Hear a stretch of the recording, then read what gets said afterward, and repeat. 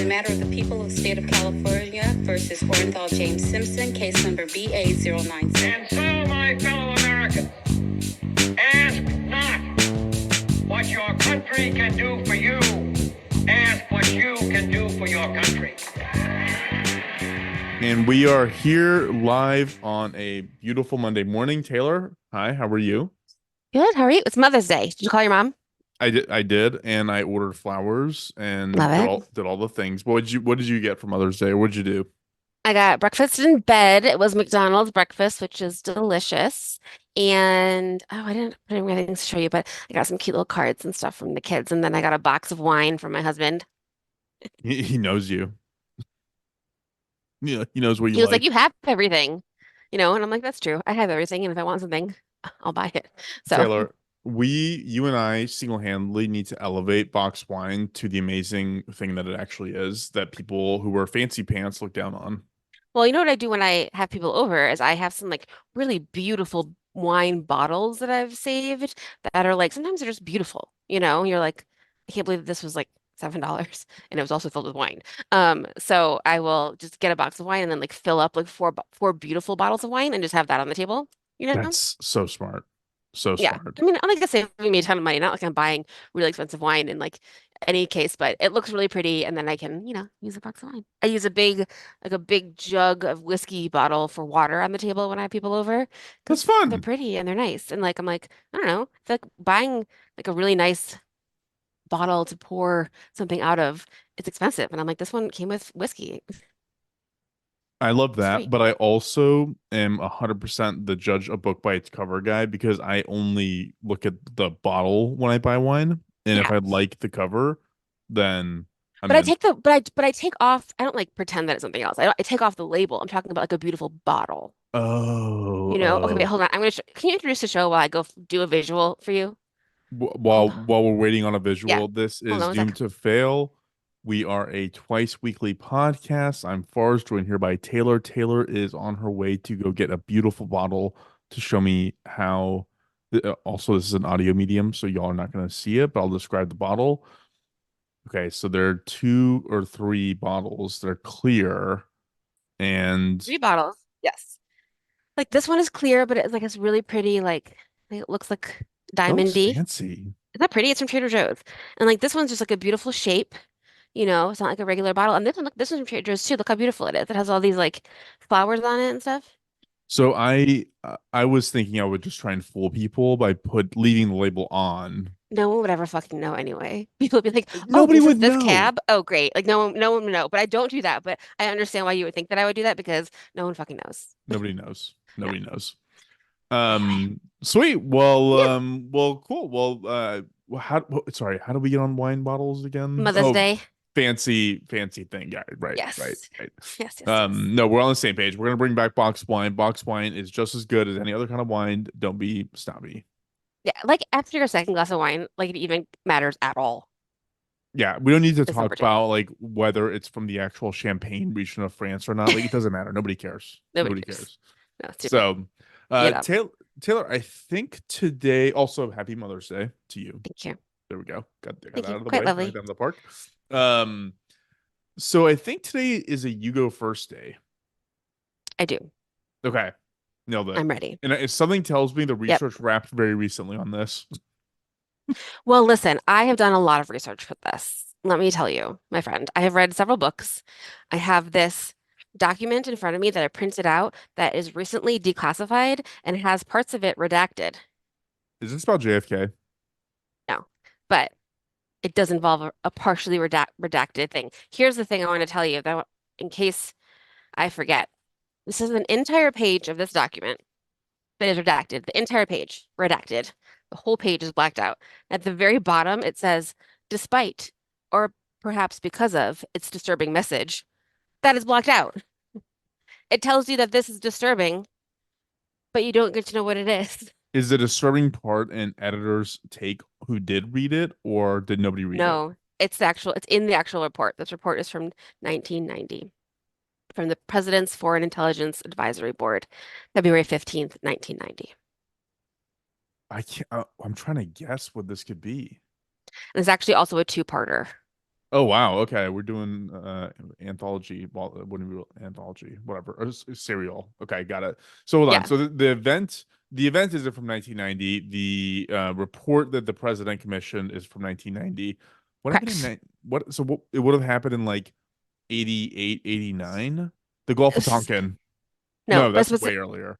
specifically happened in 83. It happened in 83.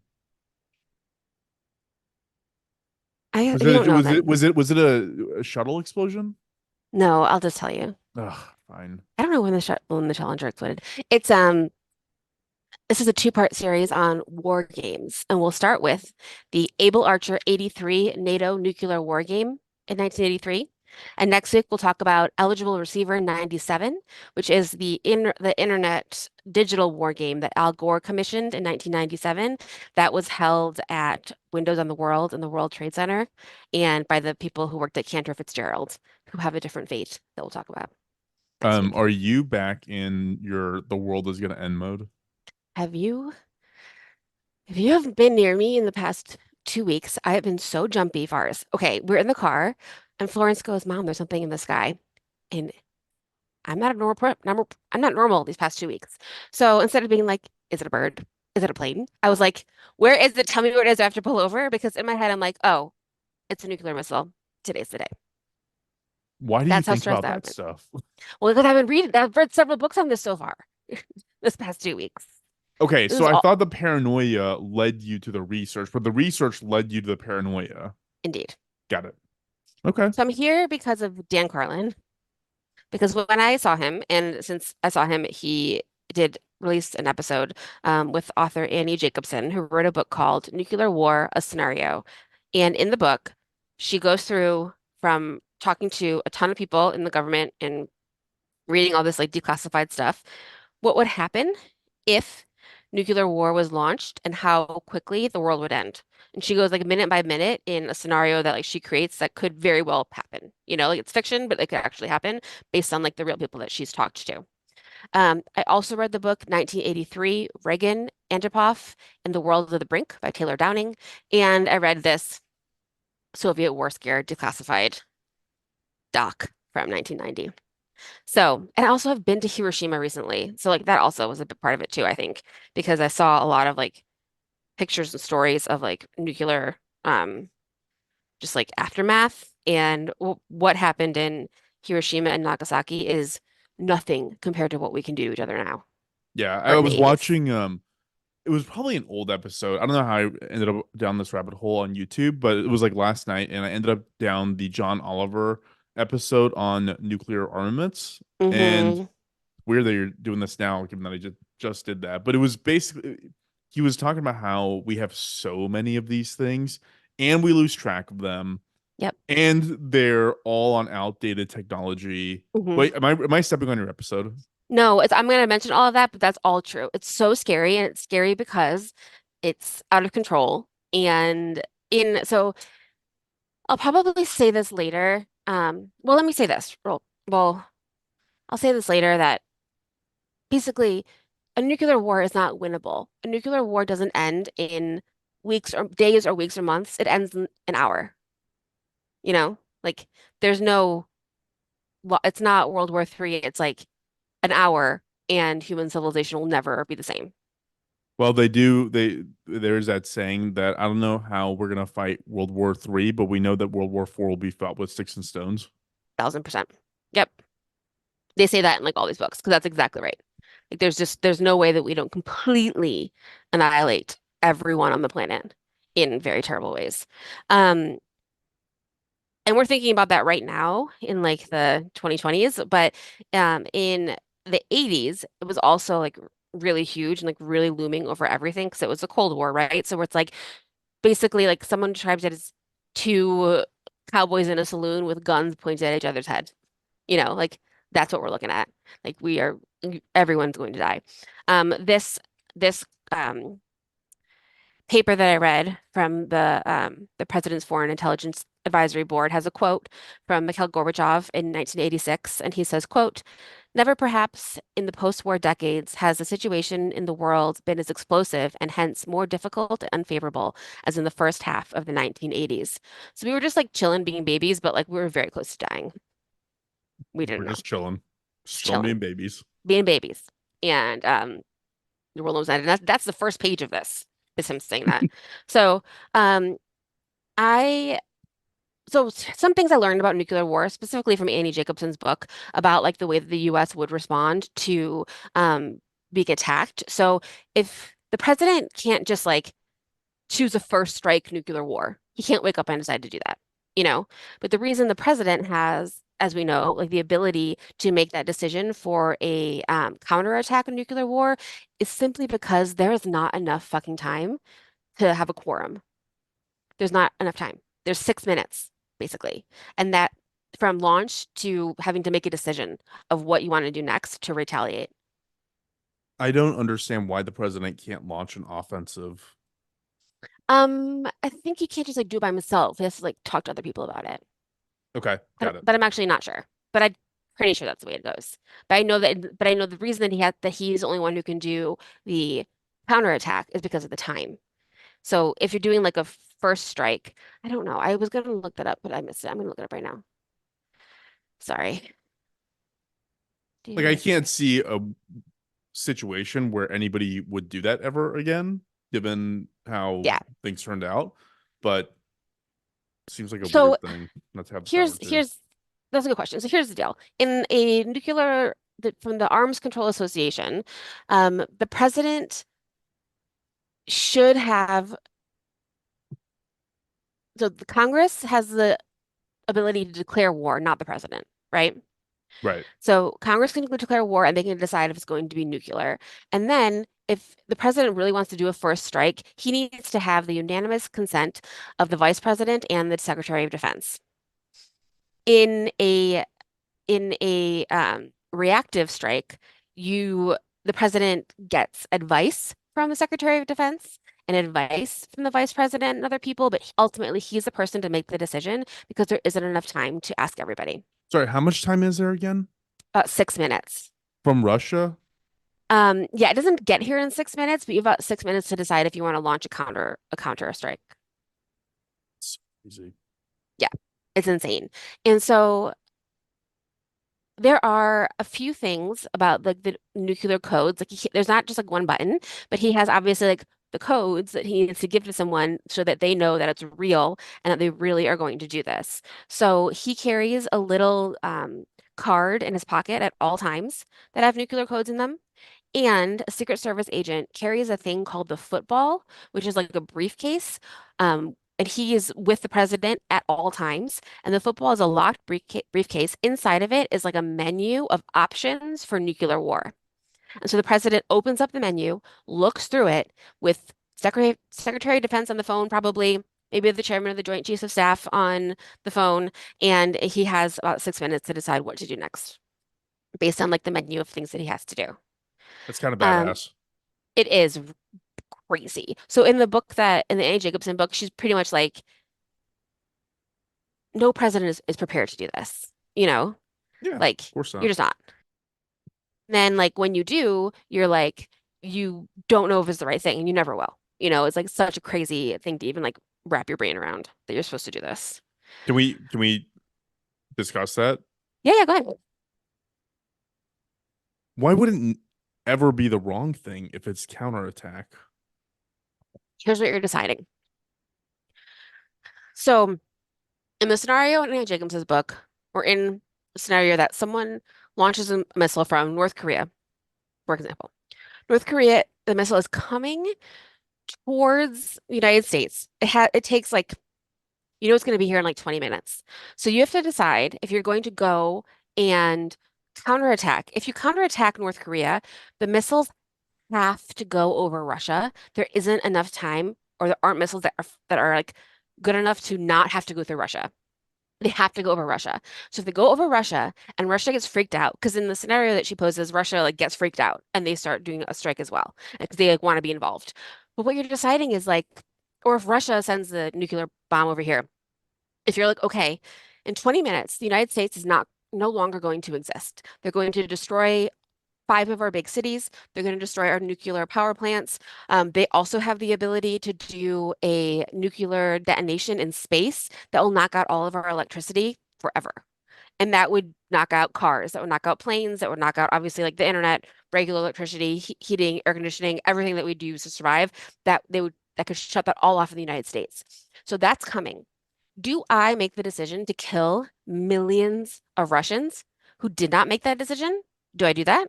Or do I let them win?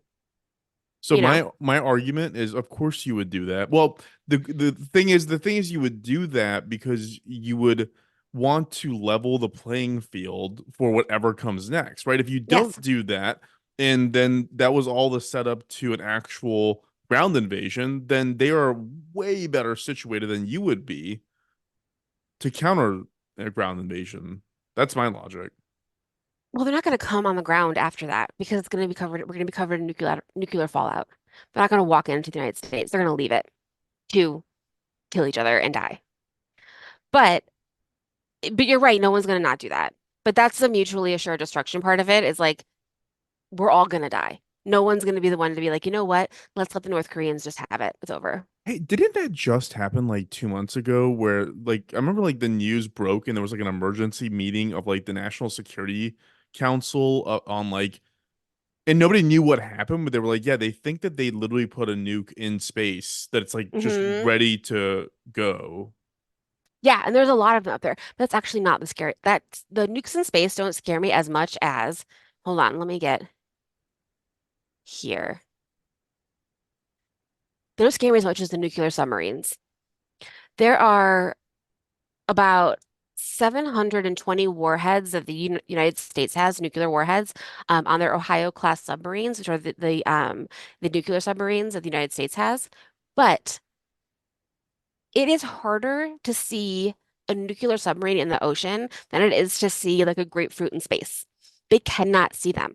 So there are nuclear subs parked all around the world, and we don't know where they are, and they don't know where ours are. So if North Korea or Russia wants to launch a nuclear um, attack from a submarine, they could just pop up in like fucking San Francisco Bay. We would never know they were on their way. They could pop up, launch a missile, and disappear, and that'd be it. I'm sure Like you're gonna that's way scarier to me than the ones in space. But the ones in space, also, we can't shoot those down. We think we can, but we can't. I have Continue. a ton of thoughts, but I'm Okay. stepping on your story, No, so no, do talk and then we'll discuss. we can talk more about that. But so just that's one thing that I know is like the president having the nuclear codes and the football. The last time the football was open was on 9/11, like just in case there was something bigger coming. We like had options. Um, There's also a thing called the Doomsday plane. That is a plane that is not, so older planes would be okay in the case of like the nuclear detonation above the United States. It gets rid of all of the electronic communication. Older planes would be okay because they're not based on electronics as much as current planes are, right? Which is one thing that makes us feel safe about planes. The computers run them, but if electricity goes away, then like you're fucked if you're on a plane during that hour. But you're fucked anyway, so it doesn't matter. But um, older planes would be okay. So there's an older plane, there's a doomsday plane that can circle America for like a day and give orders to whoever's still left to take orders. So that exists as well, if it did come to that. Um, so this is also the only time that I feel sympathy towards Ronald Reagan because usually I'm like, fuck that guy, you know, because of the economy and all that stuff. But Ronald Reagan, remember when he launched the Star Wars program? You don't remember. I mean, you weren't like, you were a No, baby, but you know what that is? no. So Ronald Reagan saw Oh, some shit. GPS, right? It was GPS. He did launch GPS. I'll tell you why in a little bit. But the Star Wars program was essentially a program to be able to shoot down nuclear weapons from space. So they would put something in space, like satellites, and there are satellites up there that they can see if a nuclear bomb is launched within a fraction of a second. They cannot see the bomb itself. They only see the tail, like the fire coming out of it. And then once that cools off, when it's in like the second half or like its second half of its launch, they can't see it anymore they can only see it when it's like actively on fire. But once that part is done and it's just like kind of coasting to its destination, they can no longer see it, which is why our air defense um, missiles have like a 20% success rate. Like there's a very small chance that they're able to actually shoot down a nuclear missile.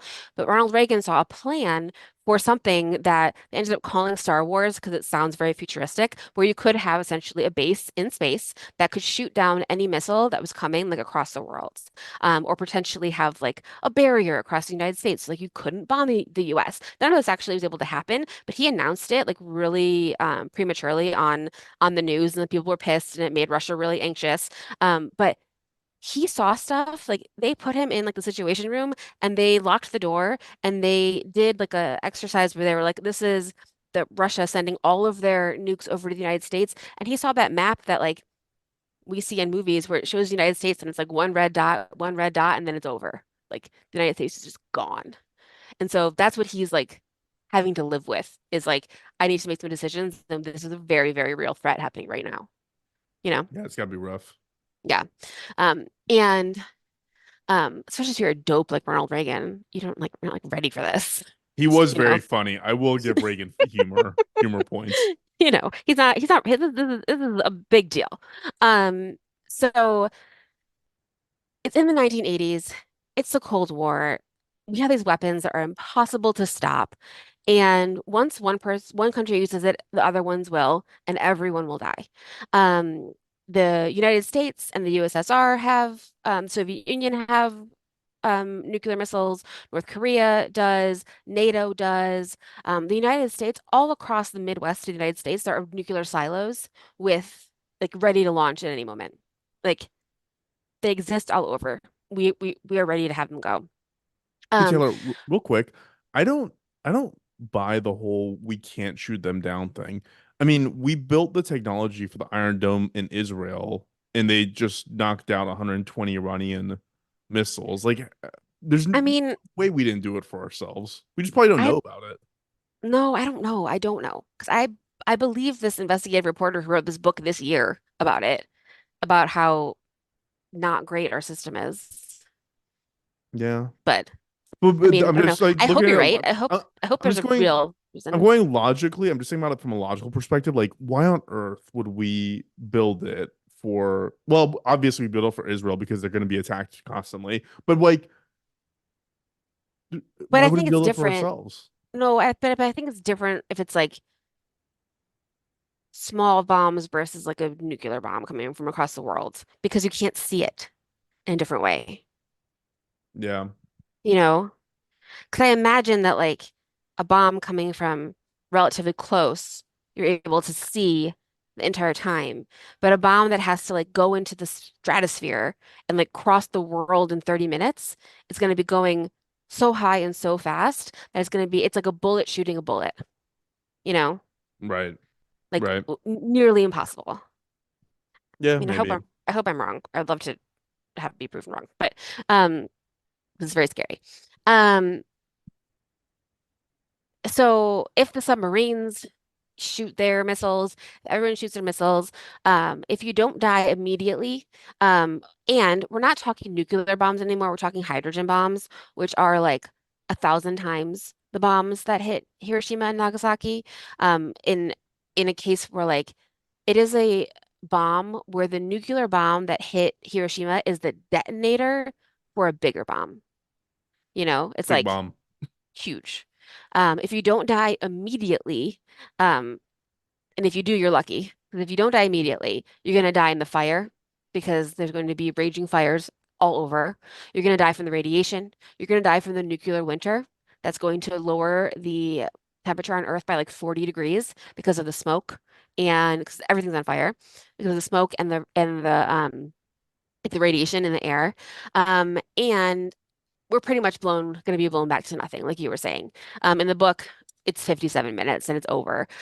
She actually ends her book. I think I mean, I definitely recommend it, but also I'm spoiling it. But she ends it talking about go Blackly, go go Blackly Tepe in Turkey, the underground city.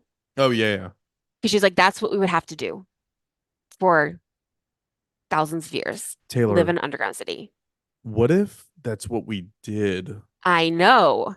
I think that's also what she's saying. What if that's what we did? What if we've already done this before? The only part of it that's like the reason why it doesn't scare me at all is I'm like somebody would have to start it. And like who would start it? Like the only person on earth I can think of would be like Kim Jong Un because he doesn't know that there's a world outside of his. It has to be Yeah. something like that. Like I Yeah. don't see. She calls him a mad king in her book, but yeah, exactly. Like someone who really doesn't understand or is so like in this space, where you think that there's no other choice but this, or you don't care, or I don't know. That's the only thing. That's the only thing. That's the mutually assured destruction. That's how people are agreeing that that this will never happen because no one would do that to the entire human civilization. Yeah, no, we talk about it in the context of like Russia, but like I mean, I get it. Putin's like not a good guy, but like even him, like he's got to be like smart and cunning enough to know not to do Yeah, like you know what I mean? Like totally. Totally, totally, totally. But yeah, okay, that's a good question because that gets us into what's happening in the 80s as well. So Reagan is spending a lot of money on these space programs, on war programs. He's buying ships, he's buying things. And obviously, there's a shit ton of spies back and forth telling each other things. So the USSR sees the United States bulking up their arsenals. Like, we're doing that for sure, So they have this really, really intense, like, paranoia that the United States is going to do that. And that's like the mindset that they have is that the United States is fucking crazy enough to do this. So that's what the Russian government is thinking. And I'll tell you why. So, oh, another thing that I learned is the term megadeath refers to nuclear weapons. And Dave Mustaine, who is the leader of the band Megadeth, was in like a real depressive state, and he heard Senator Alan Cranston say, quote, "The arsenal of Megadeth can't be rid of no matter what the peace treaties come to in regards to, to nuclear weapons." And that's where he got the name for the band. that's cool. That's a cool origin Isn't that fun? story. Yeah. Um, so Reagan Ronald Reagan is president, blah, blah, blah. He was the president of SAG. He was governor of California. And then he was shot. So after he was shot and obviously lived, there was a lot more thought about like, that line of succession and like who else has the codes and things like that. So the United States is thinking about these things and they're doing these scenarios. Like they're called war games. They're just like, if this happened, then this happens. And everybody goes through and acting like it's happening and you do like what you would do. So it's like a super intense like work summit for like 3 days where you actually have to pretend that the world is under in nuclear war, you know? Well, Um, it's not just like they're actually moving yeah, submarines around and stuff, right? Like they're yes. okay, Correct. They're doing everything except actually doing it, but you're acting like it's real. right.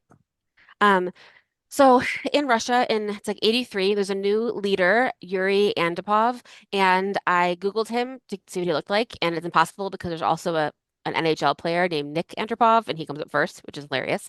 But Andropov is old, so the USSR has gone from like older leader to older leader, and he will die in the Cold War, and he'll be replaced by Gorbachev. Everybody seems to be, at least on the US side, pretty excited about Gorbachev because he was like the young guy, which is so funny because I just like don't think of him as like the young sprightly guy, but he was compared to the prior leaders. So, you I mean, know, he was probably our age he back then. probably was, but like, but I remember being old because I was a baby. Um, and so in, um, So he's new, and him and Reagan will have a couple talks. They'll have one famous one in Reykjavik where they do bring down the number of nuclear weapons, but it's still always going to be a little bit tense. Like, I mean, obviously, it's always going to be tense between us.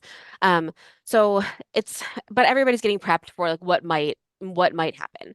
So in 1982, the U.S. did a war game called the Ivy Leagues 82, and these names are just like random military names. So Able Archer 83 is just Able Archer, just like words that they use to name things.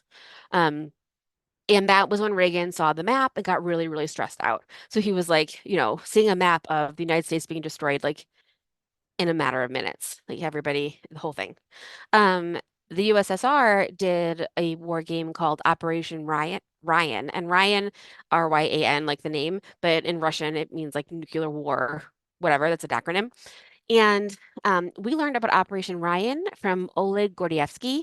And did you talk about Gordievsky when you talked about Robert Hansen? I don't think so. Because Robert Hansen was up in this too. He's pretty much like the USSR's Robert Hansen, like Okay, makes sense. the big spy on the other side who came over here. Um, and he tells the United States that the Soviets think all the time about an imminent nuclear war. They're always thinking about it. They are always worried about this happening, and they're like really, really, really, really paranoid. And also, like you watched Chernobyl, the show, right? I saw one episode. So in that, I think they do a really good job of showing that like the culture in Soviet Russia, and not that saying that that isn't the culture here in America in our government or even like anywhere, is like you want to please your boss no matter what. So you cannot tell them that like you don't have the information. You cannot tell them that you like didn't do the thing. So you just make shit up. And so like in Chernobyl, they like do not solve the problem. Everything is terrible, but they're like everything's fine. And then everybody stands up and like around like a boardroom table and claps for each other. And they're like, great job, comrades, but like nothing actually happened. But they like need to tell their bosses that something did happen. Otherwise, they're all going to get like killed or go sent to a gulag, like it's not good.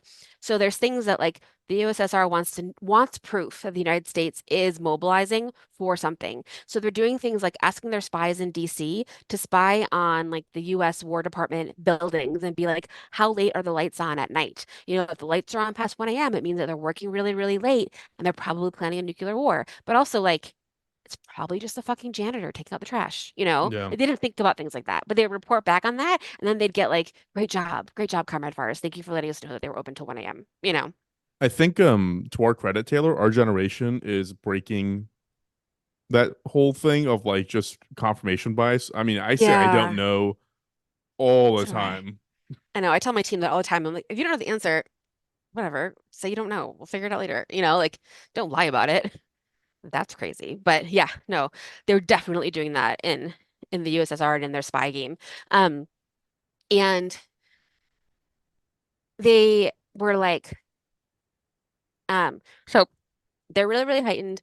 Everyone's really nervous. At the end of Operation Ryan, they have like the USSR leaders like press the button to send the nukes, and they even paused and they were like, "Are you sure this is fake?" Like just want to make sure. Like I don't want to touch a fake button that says nuclear war. Like they're like, I just want to make sure that like I'm not actually doing this. So tensions are high in the United States, but they're like 10 times higher in Russia because all this other shit going on because they're like in the middle of their communist stuff Right. and everyone's stressed out and starving. Um, so then a couple things happen that like really, really, really make things worse. So have you heard of the time that the USSR shot down the Korean Airlines Flight 007? No. So it's September 1st, 1983. There's a Korean airline passenger flight that from JFK in New York to Seoul, Korea. It has to make a stop in Anchorage, Alaska to refuel. So the flight is, and this is just like every plane crash we've talked about, there's a Swiss cheese model of like what is going on. Like if the holes line up, then something disastrous happens. And so flight KAL 007 had a extraordinarily competent flight crew. They'd flown for hundreds of hours. They were just like the one we learned of in the past, like some of the best of the Korean airline pilots. They there were 22 children on board. There were some United States Congress people on board. They were going to a thing in Seoul. Um, and there was another KAL flight that was about 15 minutes behind them, which is KAL 015. So another plane was right behind them going on the same route. And the way that it worked in 1983 is that someone would manually put in the codes of where they needed to go, and they would put in like several codes along the route to prove where they were. So they had check-in points that like weren't like actual places. They're like, okay, we're here, we're over this area, and we know based on the coordinates that we put in at the beginning that we're in these places. And something happened where the person who did it incorrectly, probably. That's probably what happened, but we'll never actually know what happened. But because of the coordinates being put in incorrectly in the beginning when they left Anchorage, they were off course right away. So they should have been flying this like straight shot that went from Anchorage over Japan to Korea and never all over international waters until they were in Japanese and then Korean, South Korean waters, never going over the USSR and Soviet air. But they started to slowly move off course. So by the end, there were hundreds of miles off course and they didn't know. There was no like landmark. There was over the ocean, so no one was paying any attention. No one was like worried who's on the flight. Everyone's asleep. It's the middle of the night. And for some reason, they only ever heard from the co-pilot. So the pilot was probably like walking around first class and talking to people. Like it was such a regular flight that like no one was really worried about anything. So the co-pilot would be like, "Yeah, we're here. We're checking in. Everything's fine." The flight behind them was like where we were supposed to be, and they were where they were supposed to be, but 007 was getting further and further north over Soviet territory. So there was no communication with them, no back and forth, no you're in the wrong spot because they thought they were in the right spot. So no one ever like told them they were going in the wrong direction, that they were moving the wrong way. So the captains of the Korean Airlines flight just didn't know. So then the Russians, they see it coming in and they cannot tell what kind of plane it is. So they're like, it might be a like a it could be a bomber. It could be a U.S. reconnaissance plane. It could be anything. It could be a passenger plane. We don't know. So they send a jet up to see what kind of plane it is. And that's where things get like murky because the pilot was like, they didn't have their lights on, so I couldn't really tell. I couldn't get close enough to like read it and see what kind of plane it was. In one of the like official things afterwards, they got the pilot to say that he confirmed that it was not a passenger jet, and they got him to record himself saying that to ground control, and someone held an electric razor next to him, so it sounded like he was still on the plane. And they put that into evidence because they wanted to be like, we didn't do this on purpose, but like we'll never really know what happened. But either way, the Russian, I know I'm saying Russian, it was USSR, all things, but you know what I mean. Same thing. Um, the pilot got underneath the Korean airline flight and shot it from below. He shot the tail off. So they did have a little bit of recording from the cockpit saying that like we're descending unbelievably quickly, and like they knew that like the air pressure had gone down. So some people obviously got sucked out the back. Other people would have frozen to death instantly. And then it spiraled as it fell and it broke apart in midair and then two pieces slammed to the ocean. Obviously everyone died. There were 22 children on board. Some body parts were found, shoes were used to identify people, but it was horrible. And it was obviously the Soviet Union shooting down a passenger jet. Isn't that crazy? Yeah, that's awful. Like unbelievable.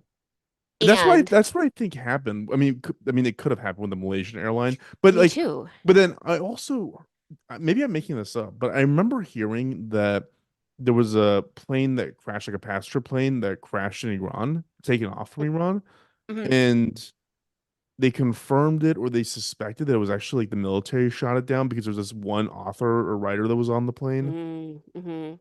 This might happen more than we think. Yeah, I think that's exactly right. Honestly. Yeah, I think it might happen more than we think. Um, but this one was obviously a huge deal, because, a lot of innocent people, were killed. And it, it brings that to mind, like this is a small scale attack on, a perceived threat. But if one person is confused, so like maybe the person who put in the coordinates on the Korean air flight was the person who was confused. Maybe it was a co-pilot because the pilot wasn't there to help him, which is something that my friend Ben told me about when he was my friend Ben, who's a pilot. He was telling me that like there's something recently, like a recent-ish law that like you can override the captain. Like you can be like, listen, captain, like you're wrong. Because for a while you weren't allowed to do that really. And if you weren't allowed to do that, then like there were plane crashes, you know? Right. Like, so there's like, when one person is confused, then everyone's confused. If they think they're going one direction and they're not, like they don't know, then like anything can happen because they were so close to being out of Soviet airspace, but they just like didn't make it. and it's just, and they didn't, and no, they didn't know.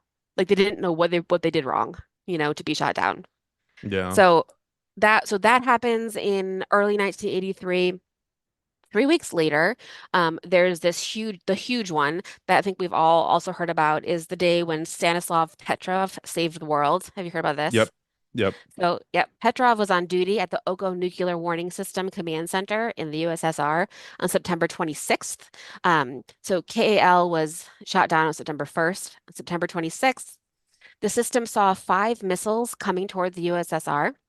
And this is also something that was in the Annie Jacobsen book, The Nuclear War, a Scenario, is that, which is true, is that our like reconnaissance and technology available to see what's incoming is like pretty good.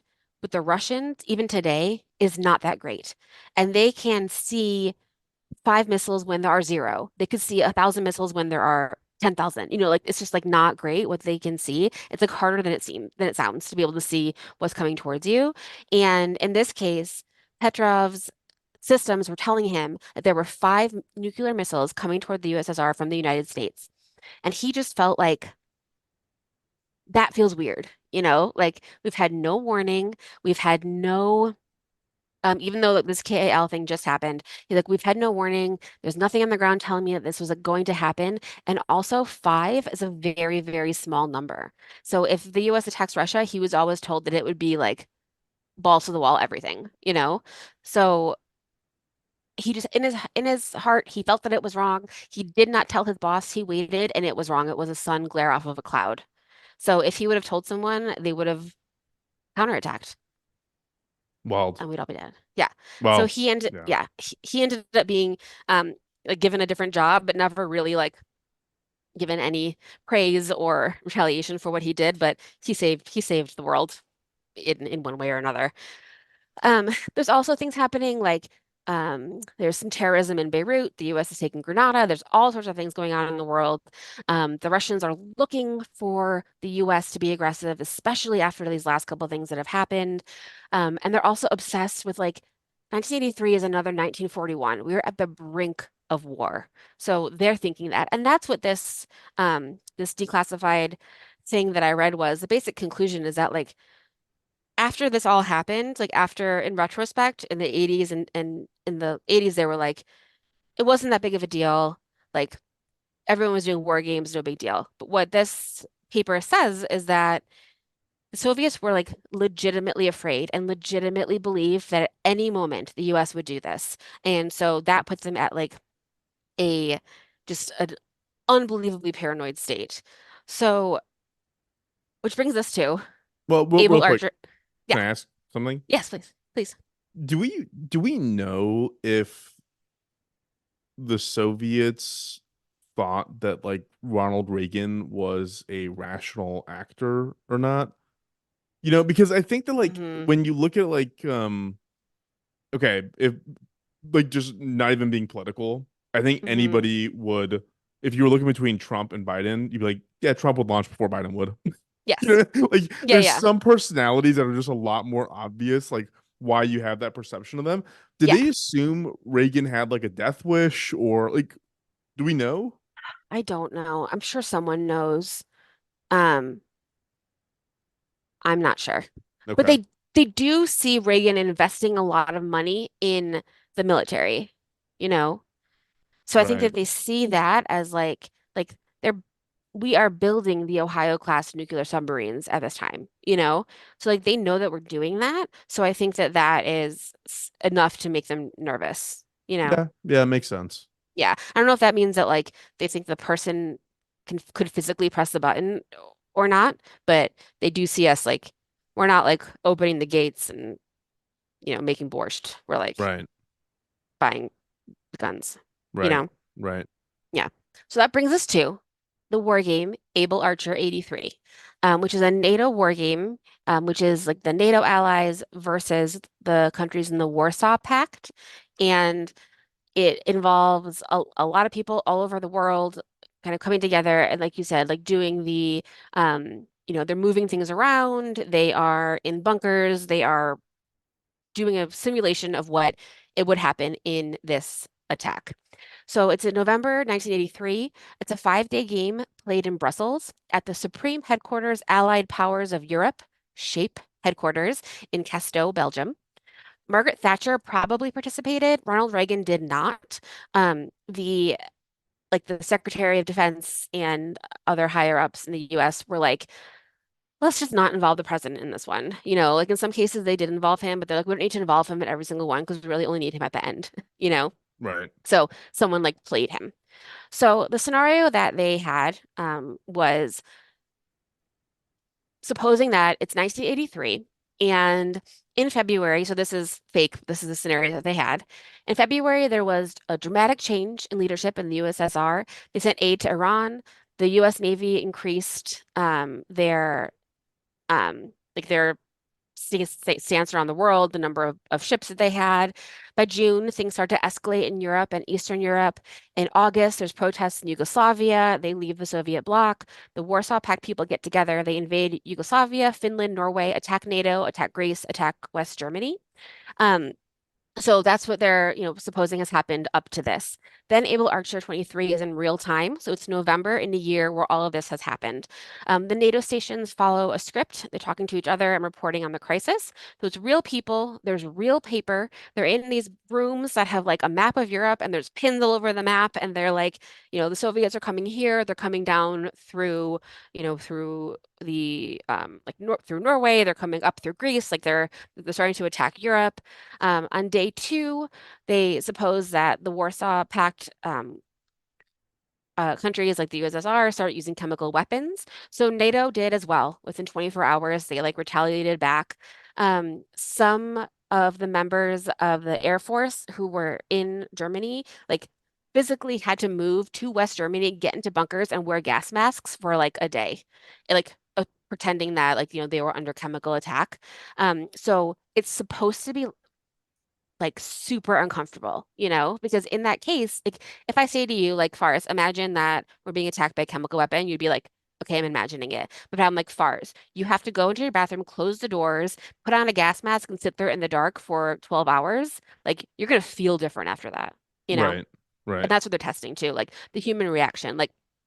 It's one thing to say it, but you have to really feel that. And even though it's just a game, you're still gonna be like, this fucking sucks. I am hyped, So people keep adapting, trying to figure out what to do. And they're also obviously talking to each other on the radio. Every time before they say something, they say exercise, exercise, and then the thing that they're going to say. So that if it is intercepted, which they know that it will be by the real life Soviets, they will know that this is a war game.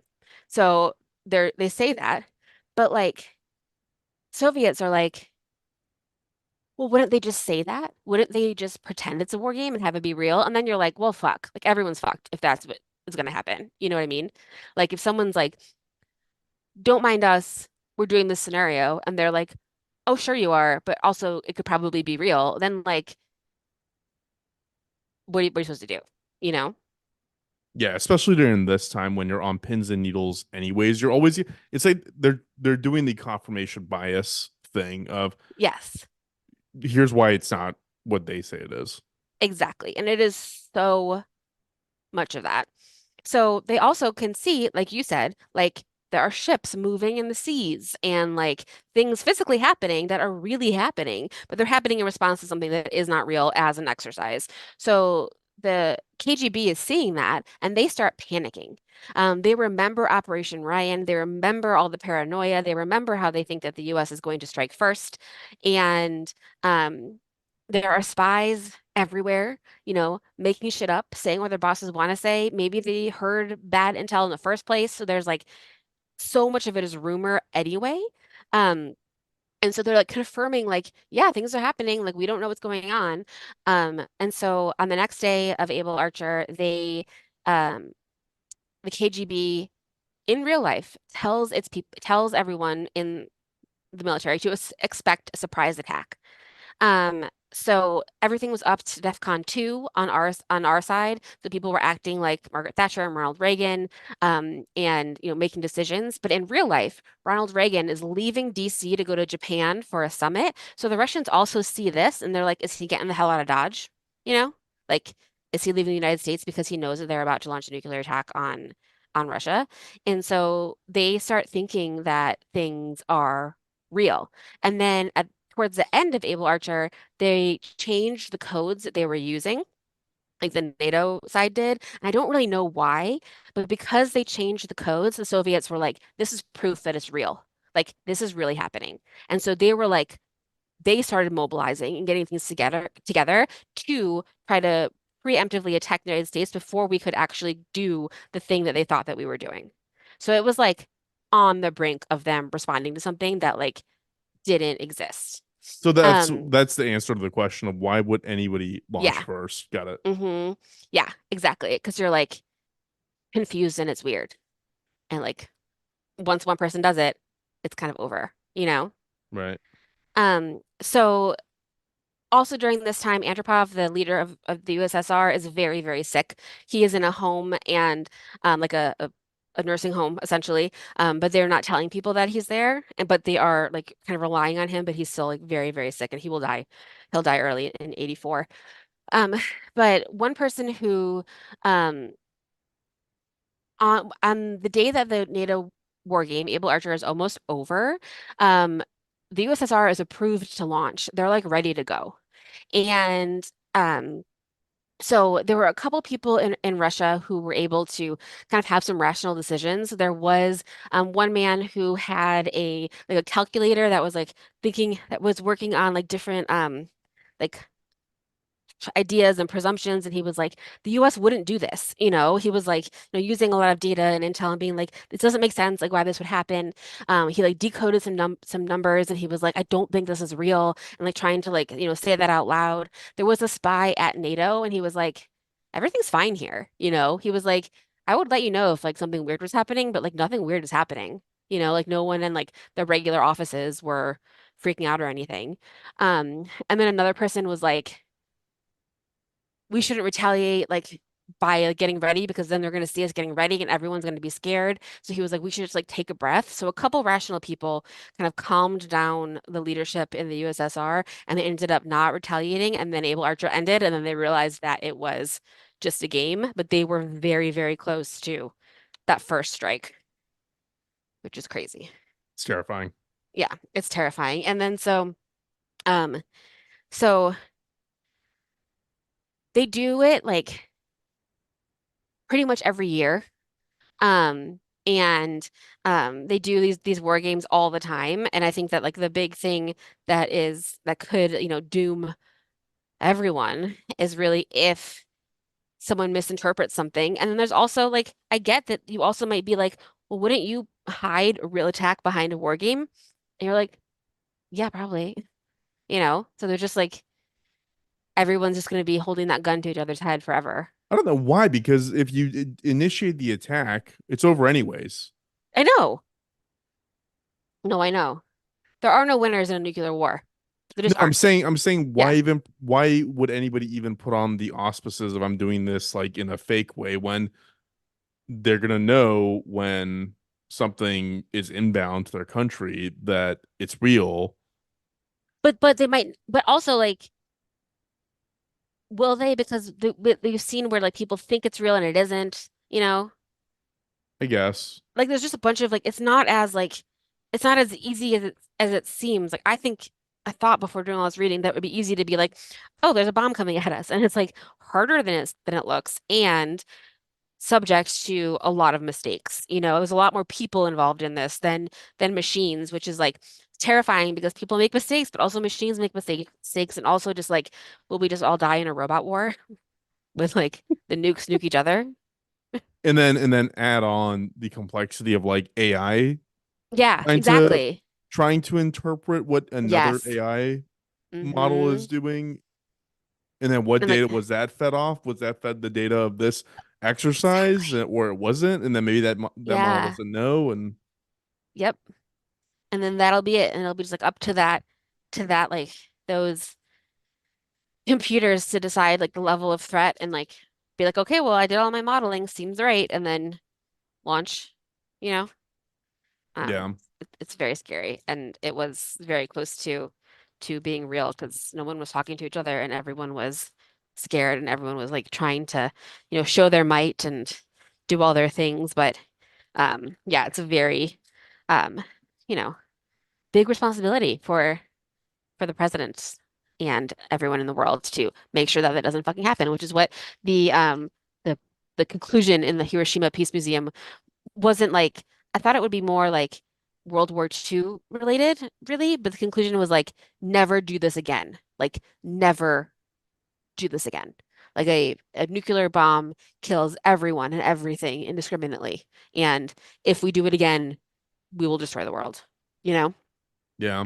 So they are very rightly committed to total nuclear disarmament, which is now my life's cause because after reading all this, I'm like, oh my God, like if we have one, we have, 1,000 and we lose them and they're, puttering around the ocean. And like, remember there was that Russian nuclear sub that like everyone on it died. It got like lost in the ocean a couple years ago. I think it was Kursk. Yeah. Yeah. Yeah. Yeah. People are just out there. It's just out Well, there. It's you know crazy. that that's how the Titanic was discovered, right? By a nuclear sub. No, it was Bob Ballard was hired by the US Oh, government I remember that. to Yes. find this submarine. There was a nuclear submarine that sank forever ago and they could never figure it out. And they're like, you can do it. And then like you can do your Titanic thing, but first you got to find this one. We'll fund the whole thing, but find this first. And that's what Hmm. happened. That's So, fun. Yeah, because they're impossible to find. You can find the Titanic before you can find them. Because they're moving. The Titanic is not moving anymore. well, no, that thing sunk. I think it was Oh, it was Thresher. sunk. Because then Yeah, it's like yeah, but it's on the side, but it's on the ocean floor, just like hanging out, ready to kill someone. yeah. Well, when you say nuclear submarine, it means like two things. One is like they're Totally. nuclear powered versus like they actually possess nuclear armaments. Absolutely. Yes, And yes, that's a good distinction. and Yeah. so in that case, I know that it was nuclear powered. So what they were trying to Yeah. get a sense of was like, is the reactor leaching into the ocean? Is it still Hmm. secure? And frankly, it probably doesn't even matter if it's leaching into the ocean when it's like 3 miles down. But I Hmm. think it's more like like, are these things safe Yeah. enough at that depth? It probably matters in the long run, you know? Yeah, Like, I don't probably. know. Yeah. Yeah. Also just like to your point, like your question about like, who would launch this first? Like, I think that the conclusion from this report that I read and from like Reagan's memoirs and talking about the time is like after this was over, the United States was genuinely surprised at how paranoid the Russians were. Like Yeah. we didn't realize that they were on a hair trigger because we weren't, like we weren't as like worried as they were and their, culture of telling people what they wanted to hear and like being like very, very, like kind of just like always like really, really hyped up and like ready to go, like made people kind of just like agree that this was supposed to be happening. I don't know if that makes I sense. They I were like riling each other up. So that, and then that can be a problem too when you have a lot of people who are making these decisions who are all in the same, you know, headspace. Well, headspace. Yeah. I don't. I'm trying not to follow the news because I'm trying not to live a weird and paranoid life. But I Yeah. do kind of get the sense that like we're edging closer to the world being on a hair trigger Yeah. with things. I mean, it just Hmm. feels like there's a lot of moving pieces right now. Hmm. So Yeah. It's very, very scary. And then like, there was a movie called On the Beach. I think there's two of them. There's one that was made in 1959, and there's one later, in 2000. Um, but essentially for both of them, and I guess made out of a novel, is that the world goes into nuclear war and everyone dies, and the last people alive are in Australia, and everyone is like dying of cancer because everything on the Earth has been destroyed from the nuclear radiation and all the things, and the nuclear winter, and they're like the last scenes are like in Australia, and they're like getting these pills from the government to die by suicide because everyone's just like dying of cancer. And it's so terrible. And then like that's it. The human race is over, yeah, yeah. I which is think like I really, think in any of those situations, it is always better to be as close to the thing, you yeah, know? Yeah. And then there was also a TV movie in the 80s about a post nuclear attack that actually aired on ABC on November 20th, 1983. So a few weeks after Able Archer 83 ended. And it was called The Day After. I'm not going to watch it because it sounds terrible. But John Lithgow's in it. Steve Guttenberg's in it. But it is about what happens after. It's saying that like Kansas is in this case like hit by a nuclear bomb, and then it has like the what happens afterwards, and that show really affected Reagan as well, and that led to him having more talks with Gorbachev because he was like, we can't do this, you know, like seeing it. And then I have a book that I read in elementary school for no reason, and I bought it to have because it had a profound effect on me, called After the Bomb. And it's a book that was written in the 60s about Los Angeles accidentally being nuked by the Russians, and what people do kind of after and during it. And it is horrifying. And I don't know why they gave that to children, but I bought it to That give is to my children. horrible. Yeah, I literally have it here at my house to give It's to like have my kids read it. But it's scary as fuck. And like, you know, if you imagine like all of our infrastructure just going down, like one thing I remember from the After the Bomb book is like the kid is like the kids happen to be playing in a bomb shelter when it goes off. So like they're okay, but like their parents are not okay. And he like brings his mom to a hospital, and the nurse he's like, hey, doctor, I need a doctor. And the nurse looks at him and she goes, doctors died too. Like yeah. there are no doctors. Like that's what I think that happened in Hiroshima too. They were like, doctors would work until they were dead because there were no other doctors. Yeah, And you that's couldn't even why do anything anyway, you know? I'm like just be as close to it as possible Yeah.